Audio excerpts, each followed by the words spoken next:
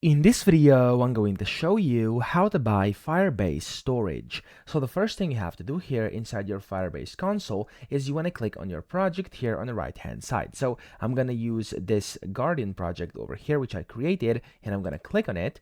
And here, when you actually enter your project, you'll be able to click on build over here on the left hand side, and then you want to go to storage down at the bottom. Now in here inside storage, you'll be able to see it's going to say to use storage, upgrade your project's billing plan. And this is where you can basically buy Firebase Storage. So to get this, click on upgrade project, and then here it's going to basically tell you that the selected plan is going to be pay as you go, which is also called the Blaze plan, which is the one they have over here. You can also see full plan details over here as well.